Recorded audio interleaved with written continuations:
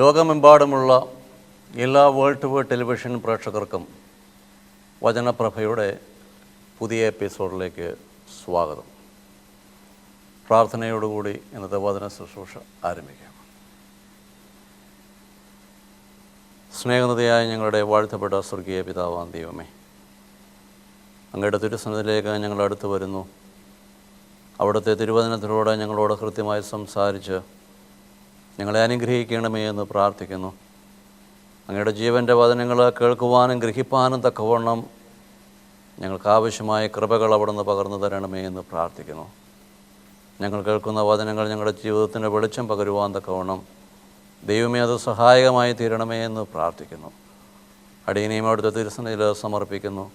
പരിശുദ്ധാത്മാവേ, അവിടുന്ന് അടിയനോട് കൂടെ ഇരിക്കണമേ എന്ന് പ്രാർത്ഥിക്കുന്നു. അവിടുന്ന് അടിയൻ്റെ അതിരത്തെ നിയന്ത്രിക്കുകയും പരിപാലിക്കുകയും ചെയ്യണമേ എന്ന് പ്രാർത്ഥിക്കുന്നു.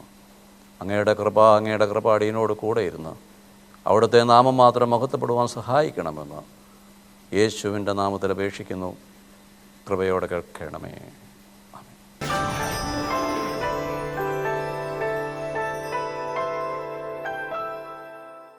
എന്നാൽ അല്പസമയം നിങ്ങളോട് ചിന്തിക്കുവാൻ തക്കവണ്ണം ആഗ്രഹിക്കുന്നത് എബ്രായ ലേഖനം 11-ാം അധ്യായത്തിൻ്റെ 27-ാം വാക്യം. The book of Hebrews chapter 11 verse 27. വിശ്വാസത്താൽ രാജാവിന്റെ കോപം ഭയപ്പെടാതെ അവൻ മിസ്രയീം വിട്ടു പോന്നു. അദൃശ്യനായവനെ ദർശിച്ചവൻ എന്ന പോലെ അവൻ ഉറച്ചു നിന്നു. ത്രിയേക ദൈവത്തിൻ്റെ വലിയ തിരുനാമത്തിന് മഹത്വമുണ്ടായിരിക്കട്ടെ. കർത്താവിനാൽ അനുഗ്രഹിക്കപ്പെട്ട സഹോദരി സഹോദരങ്ങളെ, ആത്മീയ ജീവിതത്തിൽ ഓരോ ദിവസവും നാം മുന്നോട്ട് പോകുമ്പോൾ നമുക്ക് ആത്മീയമായ വളർച്ച നമ്മുടെ ജീവിതത്തിൽ ഉണ്ടാകണം. ഒരു കുഞ്ഞ് ഈ ഭൂമിയിൽ ജനിച്ചു വീണാൽ ആ നിമിഷം മുതൽ അതിന് വളർച്ചയുണ്ട്. അതിൻ്റേതായ 3 മാസം 6 മാസം ഓരോ വർഷവും കഴിയും തോറും ആ കുഞ്ഞിന് വളർച്ചയുണ്ടാകുന്നില്ല എങ്കിൽ മാതാപിതാക്കൾക്ക് ഭാരം ഉണ്ടാവുകയും ആ കുഞ്ഞിനെ ഹോസ്പിറ്റലിൽ കൊണ്ടുപോയി ആവശ്യമായ ട്രീറ്റ്മെൻറ്റുകളൊക്കെയും ചെയ്യുന്നവരാണ് നാം ഓരോരുത്തരും. അത്യുന്നതനായ ദൈവത്തിൻ്റെ സന്നദ്ധിയിലും ഒരു ദൈവപൈതലിനെ സംബന്ധിച്ച് അവൻ്റെ ആത്മീയ ജീവിതത്തിൽ ഓരോ ദിവസവും വളരുവാൻ തക്കവണ്ണം ഒരു ദൈവപൈതലിന് കഴിയണം. വിശ്വാസത്തിൽ വളർച്ചയുണ്ടാകുന്നില്ല എങ്കിൽ എവിടെയോ കാര്യമായ തകരാറുണ്ട് എന്ന് ഞാനും നിങ്ങളും തിരിച്ചറിയണം. എബ്രായ ലേഖനം 11-ാം അധ്യായം വായിക്കുമ്പോൾ വിശ്വാസ വീരന്മാരെ കുറിച്ചാണ് അവിടെ പ്രതിപാദിക്കുന്നത്. ഹാബേൽ മുതൽ ഹാനോക്ക് മുതൽ നോഹ, അബ്രഹാം, ഇസ്ഹാക്ക്, യാക്കോബ്, യോസഫ് തുടങ്ങിയ വിശ്വാസ വീരന്മാരെ കുറിച്ചും അവർ ഈ ഭൂമിയിൽ പ്രവർത്തിച്ച വിശ്വാസത്തിൻ്റെ പ്രവൃത്തികളെക്കുറിച്ചും സവിസ്തരം പ്രതിപാദിക്കുകയാണ് 11-ാം അധ്യായത്തിൽ. അങ്ങനെ നാം വായിച്ചു വരുമ്പോൾ 24-ാം വാക്യത്തിലേക്ക് കടന്നു വരുമ്പോൾ മോശയെക്കുറിച്ച് അവിടെ പ്രതിപാദിക്കുന്നുണ്ട്. വിശ്വാസത്താൽ മോശ താൻ വളർന്നപ്പോൾ ഫറവോന്റെ പുത്രിയുടെ മകനെന്ന് വിളിക്കപ്പെടുവാൻ വിസമ്മതിച്ചു. ഇവിടെ മോശ ജീവിതത്തിൽ ഒരു തീരുമാനം അല്ലെങ്കിൽ ഒരു ഡിസിഷൻ എടുക്കുകയാണ്. ഒരു ദൈവവേദനെ സംബന്ധിച്ച് അവൻ്റെ ജീവിതത്തിൽ വിശ്വാസത്തിൽ അധിഷ്ഠിതമായ പല തീരുമാനങ്ങളും എടുക്കേണ്ടതായിട്ട് വരും. ഈ തീരുമാനങ്ങൾ എടുക്കണമെങ്കിൽ അവന് ദൈവത്തിൽ വിശ്വാസം ഉണ്ടായിരിക്കണം. ആത്മീയ ജീവിതത്തിൽ തീരുമാനങ്ങൾ എടുത്തുകൊണ്ട് ദൈവത്തിനോട് ചേർന്ന് നിന്ന് പ്രവർത്തിക്കുവാനും ദൈവത്തിനോട് ചേർന്ന് നിന്ന് സഞ്ചരിക്കുവാനും കഴിയണമെങ്കിൽ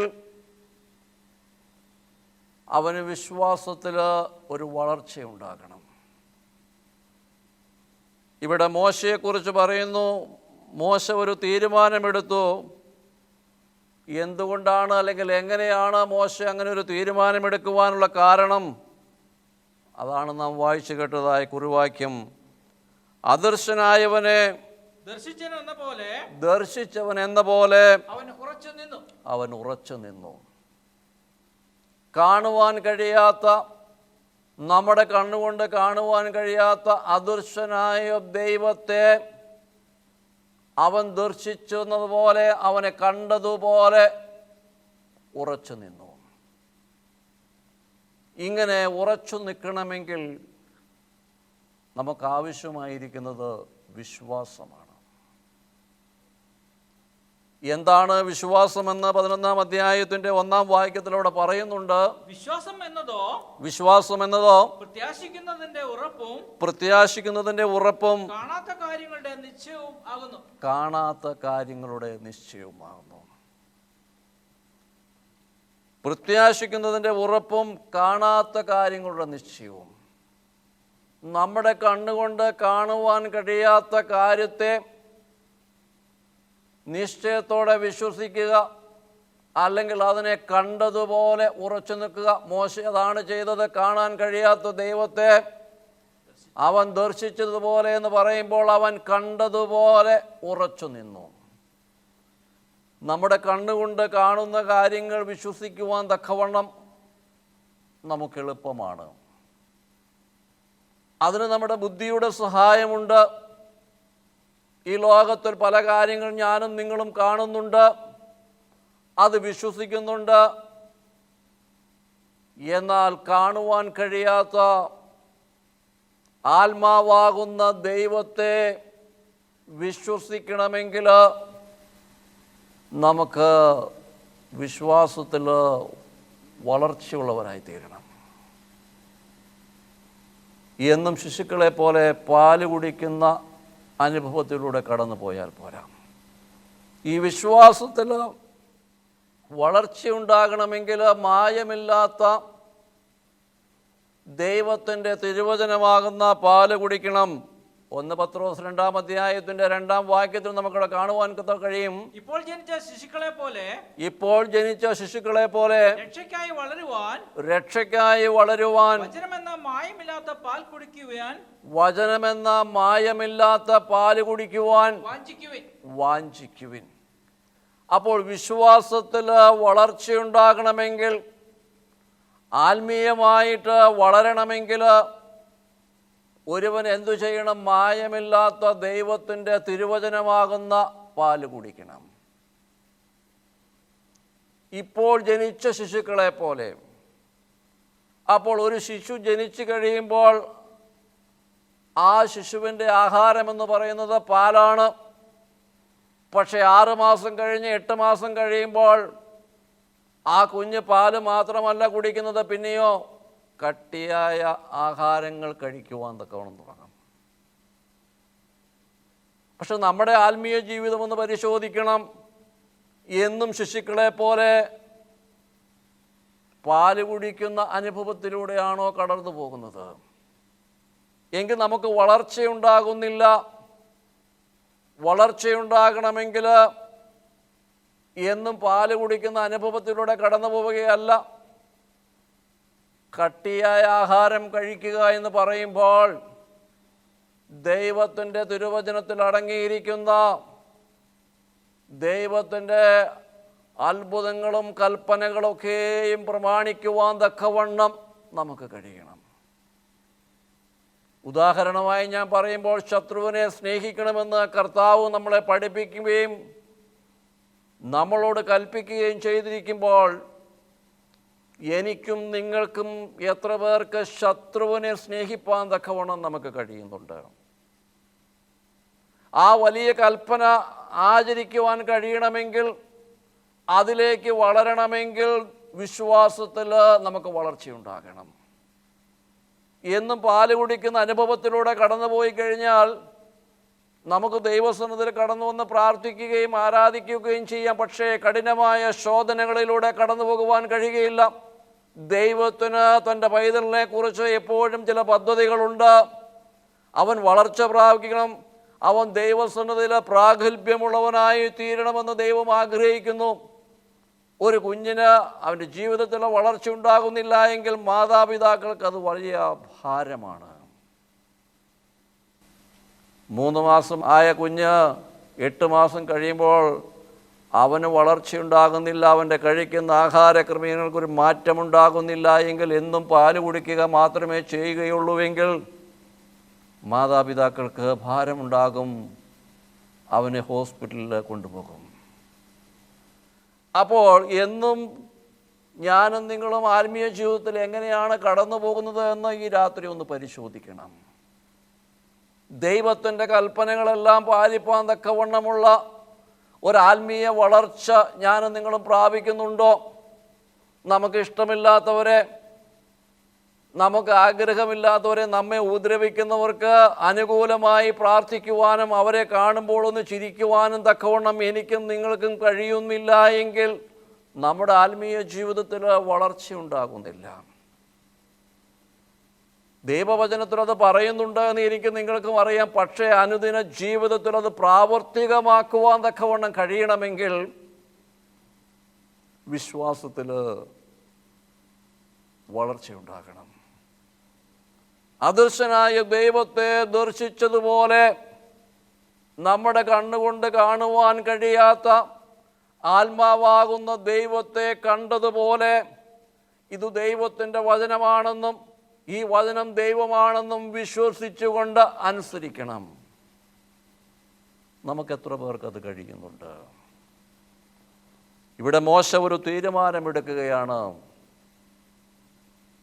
ഫറവോന്റെ പുത്രിയുടെ മകനെന്ന് വിളിക്കപ്പെടുവാൻ വിസമ്മതിച്ചു. പിന്നെ അതിൻ്റെ അടുത്ത വാക്യം, പാപത്തിന്റെ ക്ഷണിക സുഖങ്ങളെക്കാൾ ദൈവജനത്തോടുകൂടെ കഷ്ടത അനുഭവിക്കുന്നതിനാണ് അവൻ ഇഷ്ടപ്പെട്ടത്. പാപത്തിന്റെ ക്ഷണിക സുഖങ്ങൾ. ഈ ലോകത്തിൽ ഞാനും നിങ്ങളും ജീവിക്കുമ്പോൾ ചില ക്ഷണിക സുഖങ്ങളൊക്കെയും എനിക്കും നിങ്ങൾക്കും ലഭിക്കും. ആ സുഖങ്ങളുടെ പുറകെ ഞാനും നിങ്ങളും പോവുകയല്ല ചെയ്യേണ്ടത്. പിന്നെയോ ദൈവത്തിൻ്റെ കൃപകൾ ആർജിച്ചെടുക്കുവാൻ തക്കവണ്ണം, ദൈവസന്നദ്ധിയിലെ പ്രാഗൽഭ്യമുള്ളവനായി തീരുവാൻ തക്കവണ്ണമുള്ള ഒരു അഭിവാഞ്ച തീഷ്ണത നമ്മുടെ ജീവിതത്തിൽ ഉണ്ടാക്കണം. ഇവിടെ മോശ പറയുന്നു, പാപത്തിൻ്റെ ക്ഷണിക സുഖങ്ങളെക്കാൾ ദൈവജനത്തോടു കൂടിയുള്ള കഷ്ടത അനുഭവിക്കുന്നതിനാണ് അവൻ ഇഷ്ടപ്പെട്ടത്. ഇത് മോശയുടെ ദൈവം വിളിക്കുന്ന വിളി കേട്ടതിന് ശേഷമല്ല. ദൈവം അവനെ വിളിക്കുന്നതിന് എത്രയോ വർഷങ്ങൾക്ക് മുമ്പാണ് മോശ ഇങ്ങനെ ഒരു തീരുമാനമെടുക്കുന്നത്. ദൈവജനത്തിനോട് കൂടെയുള്ള കഷ്ടത അനുഭവിക്കുവാൻ അവനൊരു തീരുമാനമെടുക്കുകയാണ്. രാജകൊട്ടാരത്തിലെ എല്ലാവിധ സൗകര്യങ്ങളും മോശയ്ക്കുണ്ട്. അന്നത്തെ ലോകത്തിലെ ഏറ്റവും വലിയ ഒരു രാജ്യമാണ് ഈജിപ്റ്റ് എന്ന് പറയുന്നത്. ആ കാലഘട്ടത്തിലെ ഏറ്റവും ശക്തനായ ഭരണാധികാരിയാണ് ഫറവോൻ. ആ കൊട്ടാരത്തിൽ എല്ലാവിധ സുഖ സൗകര്യങ്ങളുമുണ്ട്. ഫറവോന്റെ പുത്രിയുടെ മകനെന്ന് വിളിക്കപ്പെടുമ്പോൾ ആ കൊട്ടാരത്തിൽ എല്ലാവിധ സുഖ സൗകര്യങ്ങളോടും ആഡംബരങ്ങളോടും കൂടി മോശയ്ക്ക് ജീവിക്കുവാനുള്ള സാഹചര്യങ്ങളുണ്ട്.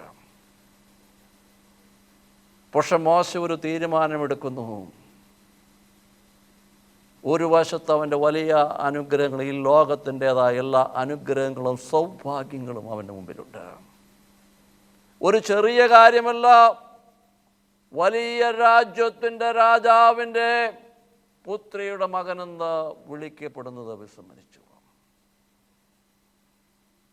പാപത്തിൻ്റെ ക്ഷണിക സുഖങ്ങളെക്കാൾ, അത് ലോകത്തിൻ്റെ ക്ഷണിക സുഖങ്ങളാണ്, അതൊക്കെയും നശിച്ചു പോകുന്നതാണ്, അതൊക്കെയും മായയാണെന്ന് മോശ തിരിച്ചറിഞ്ഞു. അതിനേക്കാളൊക്കെയും നല്ലത് ദൈവജനത്തോടു കൂടിയുള്ള കഷ്ടതയാണ് എന്ന് അവൻ തിരിച്ചറിഞ്ഞ് അവനൊരു തീരുമാനമെടുത്തു. പിന്നെയോ അതിൻ്റെ അടുത്ത വാക്യം പറയുന്നു, ആ പ്രതിഫലം പ്രതീക്ഷിച്ചിരുന്നത് കൊണ്ട് മിസ്രയീമിലെ നിക്ഷേപങ്ങളെക്കാൾ ക്രിസ്തുവിന് വേണ്ടി സഹിക്കുന്ന നിന്ദകൾ വലിയ ധനമായി അവൻ കരുതി. ദൈവത്തിൻ്റെ ജനമേ, ഈ വാക്ക് നിങ്ങൾ വളരെ വളരെ ശ്രദ്ധയോടുകൂടി വായിക്കുകയും നമ്മുടെ ജീവിതവുമായി അതിനെ ഒന്ന് താരതമ്യം ചെയ്യുകയും ചെയ്യണം. പ്രതിഫലം പ്രതീക്ഷിച്ചിരുന്നത് കൊണ്ട് മിസ്രയീമിലെ നിക്ഷേപങ്ങളെക്കാൾ ക്രിസ്തുവിന് വേണ്ടി സഹിക്കുന്ന നിന്ദകൾ വലിയ ധനമായി അവൻ കരുതി. സമ്പന്നമായ രാജ്യമായിരുന്ന ഈജിപ്തിലെ നിക്ഷേപങ്ങളെക്കാളൊക്കെയും വലിയ ധനമായി അവൻ എന്തു ചെയ്തു? ക്രിസ്തുവിന് വേണ്ടി സഹിക്കുന്ന നിന്ന ഒരു വലിയ ധനമാണ്. അത് നഷ്ടപ്പെട്ടു പോകുന്നതല്ല, അത് സ്വർഗത്തിൽ സ്ഥിരമായിരിക്കുന്ന ധനമാണ് എന്ന് മോശ തിരിച്ചറിഞ്ഞു. ആ തിരിച്ചറിവിൻ്റെ വെളിച്ചത്തിലാണ് മോശ ഒരു തീരുമാനമെടുക്കുന്നത്. എൻ്റെയും നിങ്ങളുടെയും ജീവിതത്തിൽ ഞാനും നിങ്ങളും ദൈവിക വിഷയങ്ങളിൽ തീരുമാനമെടുക്കുന്നത് എങ്ങനെയെന്ന് ഒന്ന് പരിശോധിക്കണം. നാം എങ്ങനെയാണ് നമ്മുടെ ദൈവത്തെ കാണുന്നത്? നാം എങ്ങനെയാണ് ദൈവത്തിൻ്റെ തിരുസന്നിധിയിൽ പ്രാർത്ഥിക്കുവാൻ തക്കവണ്ണം വരുന്നത്? നമ്മുടെ മനോഭാവം എങ്ങനെയുള്ളതാണ്? ഈ ലോകത്തിൻ്റെ സുഖങ്ങളും സൗകര്യങ്ങളൊക്കെയും നമുക്ക് ലഭിക്കണമെന്നുള്ള ആഗ്രഹത്തോടു കൂടിയാണോ കടന്നു വരുന്നത്? മോശയ്ക്ക് ഇതൊക്കെയും ഉണ്ടായിരുന്നു. ഇതൊക്കെയും അവന് കൺമുമ്പിലുണ്ടായിരുന്നു. പക്ഷെ അവനൊരു തീരുമാനമെടുക്കുന്നു. ക്രിസ്തുവിനോടുകൂടെ സഹിക്കുന്ന നിന്ന വലിയ ധനമായി അവൻ കരുതി. നമുക്ക് കർത്താവിന് വേണ്ടി നിന്ന സഹിക്കുവാൻ തയ്യാറാണോ? അത് വലിയ ധനമായി ഞാനും നിങ്ങളും കരുതുന്നുണ്ടോ? നമ്മുടെ മനോഭാവം ആ അവസ്ഥയിലേക്ക് വളർന്നിട്ടുണ്ടോ എന്ന് ഈ രാത്രി പരിശോധിക്കണം. വിശ്വാസ ജീവിതത്തിൽ ഈ ഭൂമിയിൽ എത്രയോ നാം നിങ്ങളും ദൈവത്തെ ആരാധിക്കുന്നവരാണ്. നമ്മുടെ മനോഭാവത്തിന് മാറ്റം വരുന്നുണ്ടോ? ദൈവത്തിങ്കലേക്ക് ഒരുപടി അടുക്കുവാൻ തക്കവണ്ണം കഴിയുന്നുണ്ടോ? ശത്രുവിനെ സ്നേഹിക്കാൻ തക്കവണ്ണമുള്ള മനോഭാവത്തിലേക്ക് വളരുവാൻ തക്കവണ്ണം കഴിയുന്നുണ്ടോ? ക്രിസ്തുവിന് വേണ്ടി നിന്ന സഹിപ്പാൻ തക്കവണ്ണം ഞാനും നിങ്ങളും തയ്യാറാണോ? അങ്ങനെ ആയിരുന്നുവെങ്കിൽ എത്രയോ ആത്മാക്കളെ എനിക്കും നിങ്ങൾക്കും ദൈവസന്നിധിയിൽ നേടുവാൻ തക്കവണ്ണം കഴിയുമായിരുന്നു. അവന് തൻ്റെ ജനത്തെക്കുറിച്ച് തീഷ്ണതയുള്ളവനായിരുന്നു മോശ.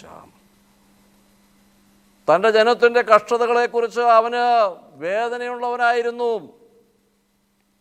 അവനെ കൊട്ടാരത്തിൽ സുഖമായി താമസിക്കുമ്പോൾ എല്ലാ സൗകര്യങ്ങളും ഉണ്ടായിരുന്നിട്ടും ദൈവജനത്തിനോടൊപ്പമുള്ള കഷ്ടത വലിയ ധനമായി അവൻ കരുതുകയാണ്. ദൈവത്തിൻ്റെ ജനമേ, ഞാനും നിങ്ങളും ദൈവത്തിനു വേണ്ടി കഷ്ടതകൾ അനുഭവിപ്പാൻ തക്കവണ്ണം കരുതുന്ന ഒരു മനോഭാവം എനിക്ക് നിങ്ങൾക്കുമുണ്ടോ? അല്ലെങ്കിൽ ദൈവത്തിന് വേണ്ടി കഷ്ടതകൾ അനുഭവിക്കുന്നവരെ നിന്ദിക്കുകയും പരിഹസിക്കുകയും ചെയ്യുന്ന മനോഭാവമാണോ നമുക്കുള്ളത്? ദൈവവചനത്തിൽ വ്യക്തമായി ഇത് എഴുതിയിരിക്കുന്നത് ഞാനും നിങ്ങളും പഠിക്കുവാനും മനസ്സിലാക്കുവാനുമാണ്. നമ്മുടെ ഉൾക്കണ്ണുകൾക്ക് കാഴ്ചയുണ്ടാകണം, നമ്മുടെ കാഴ്ചപ്പാടുകൾക്ക് മാറ്റമുണ്ടാകണം, എൻ്റെയും നിങ്ങളുടെയും തീരുമാനങ്ങൾക്ക് മാറ്റമുണ്ടാകണം. ആത്മീയ ജീവിതത്തിലെടുക്കുന്ന തീരുമാനങ്ങൾ മോശയെ പോലെ ദൈവിക വെളിച്ചത്തിൽ തീരുമാനം എടുക്കുവാൻ തക്കവണ്ണം നമുക്ക് കഴിയണം. അവനത് വലിയ ധനമായി കരുതി. പിന്നെയോ അടുത്ത വാക്യം, വിശ്വാസത്താൽ രാജാവിന്റെ കോപം ഭയപ്പെടാതെ അവൻ മിസ്രയീം വിട്ടുപോന്നു. അവൻ മിസ്രയീം വിട്ടു പോകുന്നത് രാജാവിനെ ഭയപ്പെട്ടിട്ടല്ല. മോശ മിസ്രയീം വിട്ടു പോകുന്നത് അവന് ഭയമുണ്ടായിരുന്നു, അത് സത്യമാണ്. പക്ഷേ ഇപ്പോൾ അവൻ മിസ്രയീം വിട്ടു പോരുവാനുള്ള കാരണം രാജാവിനെ ഭയപ്പെട്ടിട്ടല്ല, പിന്നെയോ വിശ്വാസത്താൽ രാജാവിൻ്റെ കോപം ഭയപ്പെടാതെ അവൻ മിസ്രയീം വിട്ടുപോന്നു. അവന് രാജാവിനെ ഭയപ്പെടുവാനുള്ള എല്ലാ സാഹചര്യങ്ങളും ഉണ്ടായിരുന്നു. ഉൽപ്പത്തി പുസ്തകം വായിക്കുമ്പോൾ നമുക്കതറിയാം. പക്ഷേ ഇവിടെ എബ്രായ ലേഖനത്തിലേക്ക് കടന്നു വരുമ്പോൾ വ്യക്തമായും ദൈവത്തിൻ്റെ തിരുവചനം പറയുന്നു, അവൻ മിസ്രയീം വിട്ടുപോരുവാനുള്ള കാരണം രാജാവിനോടുള്ള ഭയമായിരുന്നില്ല, പിന്നെയോ വിശ്വാസത്തിൻ്റെ അധിഷ്ഠിതമായ ഒരു തീരുമാനമായിരുന്നു മോശ എടുത്തത്. ദൈവത്തിൻ്റെ ജനത്തിനോടൊപ്പം കഷ്ടത ധരിക്കുന്നത് ഒരു വലിയ ധനമായി അവൻ തൻ്റെ ഉൾക്കണ്ണുകൾ കൊണ്ട് കണ്ടുകൊണ്ട് അവൻ യാത്ര ചെയ്തു. നമ്മുടെ ആത്മീയ കാഴ്ചപ്പാടുകൾ എങ്ങനെയാണ്? മോശയെപ്പോലെ തീരുമാനങ്ങൾ എടുക്കുന്നവരാണോ? ഞാനും നിങ്ങളും പലപ്പോഴും നമ്മുടെ സുഖങ്ങൾ മാത്രമല്ലേ നോക്കുന്നത്? ദൈവജനത്തിൻ്റെ കഷ്ടതയെക്കുറിച്ചോ നിന്ദയെക്കുറിച്ചോ ദൈവത്തിൻ്റെ നാമം ദുഷിക്കപ്പെടുന്നതിനെക്കുറിച്ചോ ദൈവത്തിൻ്റെ പേരിൽ അനേകർ കഷ്ടതകൾ അനുഭവിക്കുമ്പോൾ അവരെ കരിവാരി തിരിയുന്നവരാണോ ഞാനും നിങ്ങളും? അതെയോ അവരെ രക്ഷിക്കുവാൻ തക്കവണ്ണം ഇറങ്ങി പുറപ്പെടുന്നവരാണോ ഞാനും നിങ്ങളും? അങ്ങനെ പുറപ്പെടണമെങ്കിൽ നമുക്കൊരു ആത്മീയ കാഴ്ചപ്പാടുണ്ടായിരിക്കണം. ഈ കാഴ്ചപ്പാട് എനിക്കും നിങ്ങൾക്കും തരുന്നത് ദൈവത്തിൻ്റെ തിരുവചനമാണ്. ഇത് നമുക്ക് വെളിച്ചം പകർന്നു തരുന്ന വചനമാണ്. ഇത് നമ്മളെ രക്ഷയിലേക്ക് നയിക്കുന്ന വചനമാണ്. ഇത് നമ്മെ നിത്യതയിലേക്ക് എത്തിക്കുന്ന വചനമാണ്. ഇത് നമ്മെ സ്വർഗത്തിലെത്തിക്കുന്ന ദൈവത്തിൻ്റെ സ്ഥിരമായ തിരുവചനമാണ്. ഈ വചനമാണ് നമ്മെ നയിക്കേണ്ടത്. ലോകത്തിൻ്റെ ബുദ്ധിയല്ല, നമ്മുടെ സമ്പത്തല്ല, സമൂഹത്തിലുള്ള നമ്മുടെ സ്ഥാനമാനങ്ങളല്ല നമ്മെ നയിക്കേണ്ടത്. പിന്നെയോ ദൈവത്തിൻ്റെ പരിശുദ്ധാത്മാവിലായിരിക്കണം ഞാനും നിങ്ങളും നയിക്കപ്പെടേണ്ടത്. അങ്ങനെ തീരുമാനങ്ങൾ എടുക്കുമ്പോൾ നമ്മുടെ ജീവിതത്തിൽ കഷ്ടതകളുണ്ടാകും. അതുകൊണ്ടാണ് കർത്താവ് പറയുന്നത്, ലോകത്തിൽ നിങ്ങൾക്ക് കഷ്ടതയുണ്ട്, എങ്കിലും നിങ്ങൾ ധൈര്യപ്പെടുവനെന്നാണ് ദൈവത്തിൻ്റെ തിരുവചനം ഞങ്ങളെ പഠിപ്പിക്കുന്നത്. ഞാൻ ലോകത്തെ ജയിച്ചിരിക്കുന്നു.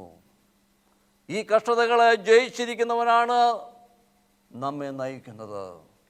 അതുകൊണ്ടാണ് 1 യോഹന്നാൻ 5-ാം അധ്യായത്തിന്റെ 4-ാം വാക്യത്തിൽ നമുക്ക് അവിടെ കാണുവാൻ തക്കവണ്ണം കഴിയും, ദൈവത്തിൽ നിന്ന് ജനിച്ചതൊക്കെയും ആ ദൈവത്തിൽ നിന്ന് ജനിച്ചതൊക്കെയും ലോകത്തെ ജയിക്കുന്നു, ലോകത്തിന്മേലുള്ള ജയമോ നമ്മുടെ വിശ്വാസം തന്നെ. അപ്പൊ ഈ ലോകത്തെ ജയിക്കണമെങ്കിൽ എനിക്കും നിങ്ങൾക്കും ആവശ്യമായിരിക്കുന്നത് ദൈവത്തിലുള്ള വിശ്വാസമാണ്. അദൃശ്യനായ ദൈവത്തെ ദർശിച്ചതുപോലെ, കാണുവാൻ കഴിയാത്ത ദൈവത്തെ കണ്ടതുപോലെ വിശ്വസിച്ചുകൊണ്ട് യാത്ര ചെയ്യണം. അപ്പോൾ നമുക്ക് എന്തു ചെയ്യുവാൻ കഴിയും? ഈ ലോകത്തെ നമുക്ക് ജയിക്കുവാൻ കഴിയും. ഈ ലോകത്തിൻ്റെ കഷ്ടതകളെ നമുക്ക് ജയിക്കുവാൻ കഴിയും. ആത്മീയ ജീവിതത്തിൽ മോശയെ പോലെ നമുക്ക് നല്ല തീരുമാനങ്ങൾ എടുത്തുകൊണ്ട് ദൈവജനത്തിന് വേണ്ടി കഷ്ടത ധനിച്ച് അത് ധനമായി കരുതി നിത്യതയിലേക്ക് പ്രവേശിക്കുവാൻ തക്കവണ്ണം ദൈവത്തിൻ്റെ പരിശുദ്ധാത്മാവ് സഹായിക്കട്ടെ എന്ന് പ്രാർത്ഥിച്ചുകൊണ്ട് എൻ്റെ വാക്കുകൾ ചുരുക്കുന്നു. ഒരു നിമിഷം പ്രാർത്ഥിക്കാം. സ്നേഹനിധിയായ ഞങ്ങളുടെ വാഴ്ത്തപ്പെട്ട സ്വർഗീയ പിതാവാം ദൈവമേ, അങ്ങയുടെ തിരുസന്നിധിയിലേക്ക് ഞങ്ങൾ കടന്നു വരുന്നു. അവിടുത്തെ തിരുവചനത്തിലൂടെ ഞങ്ങളോട് കൃത്യമായി സംസാരിച്ചുവല്ലോ കർത്താവേ. മോശ തൻ്റെ ജീവിതത്തിലെടുത്ത തീരുമാനങ്ങളെക്കുറിച്ച് ഈ രാത്രി ഞങ്ങളെ കേൾപ്പിച്ച എല്ലാ കൃപകൾക്കായിട്ട് സ്തോത്രം ചെയ്യുന്നു കർത്താവേ. അടിയങ്ങൾക്കും ദൈവമേ ഞങ്ങളുടെ ആത്മീയ ജീവിതത്തിൽ ആ പ്രകാരം തീരുമാനങ്ങൾ എടുത്തുകൊണ്ട് ദൈവമേ ആ ക്രിസ്തുവിന് വേണ്ടി കഷ്ടത സഹിക്കുന്നത് വലിയ ഒരു ധനമായി കരുതുവാനുള്ള മനോഭാവം ദൈവമേ ഞങ്ങൾക്ക് ഈ രാത്രി നൽകണമേ. വിശ്വാസത്തിന് ഞങ്ങൾക്ക് വളരുവാൻ തക്കവണ്ണം പരിശുദ്ധാത്മാവേ അവിടുന്ന് ഞങ്ങളെ സഹായിക്കണമേ എന്ന് പ്രാർത്ഥിക്കുന്നു ദൈവമേ. വിശ്വാസത്തിൽ ഞങ്ങൾ വളർന്ന കർത്താവേ, അവിടുത്തെ തിരുസന്നിധിയിൽ ഞങ്ങൾ വളർച്ചയുള്ള മക്കളായി തീരുവാൻ തക്കവണ്ണം ദൈവമേ അവിടുന്ന് സഹായിക്കണമേ. ഇന്ന് വചനം കേട്ട ഓരോ മക്കളെയും അവിടുന്ന് അനുഗ്രഹിക്കണമേ എന്ന് പ്രാർത്ഥിക്കുന്നു. അടിയനെയും അവിടുത്തെ തിരുസന്നിധിയിൽ താഴ്ത്തി സമർപ്പിക്കുന്നു. പരിശുദ്ധാത്മാവേ അവിടുന്ന് അടിയനോട് കൂടെ ഇരിക്കണമേ. വിശ്വാസ ജീവിതത്തിൽ പതറിപ്പോകാതെ മുന്നോട്ട് പോകുവാൻ തക്കവണ്ണം, അവിടുത്തെ ദൗത്യങ്ങൾ ഏറ്റെടുക്കുവാൻ തക്കവണ്ണം, അങ്ങേക്ക് വേണ്ടി കഷ്ടതകൾ ധരിച്ചുകൊണ്ട് ആ നിത്യരാജ്യത്തിലേക്ക് അനേകരെ നയിക്കുവാൻ തക്കവണ്ണം പരിശുദ്ധാത്മാവേ അവിടുന്ന് അടിയനെ സഹായിക്കുകയും ശക്തീകരിക്കുകയും ചെയ്യണമെന്ന് യേശുവിൻ്റെ നാമത്തിൽ അപേക്ഷിക്കുന്നു. കൃപയോടെ കേൾക്കണമേ. ആമേൻ.